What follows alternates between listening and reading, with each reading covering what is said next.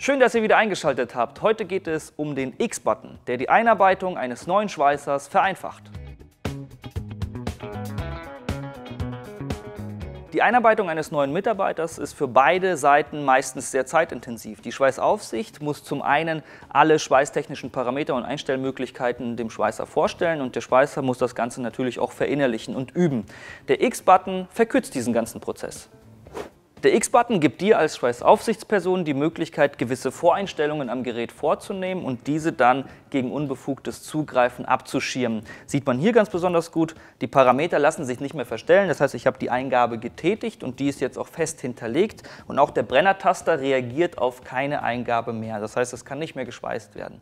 Der Mitarbeiter bekommt dann eben einen Schlüssel, wir haben das auch in verschiedenen Farben, der meldet sich dann an dem Gerät an. Und das Gerät schaltet dann gewisse Parametersätze wieder frei. Das heißt, er kann dann entweder die Drahtvorschubgeschwindigkeit bis zu 30% verändern oder auch die Spannungskorrektur. Das X-Button-Tool steht für sich alleine und muss nicht zwangsläufig mit X-Net kombiniert werden.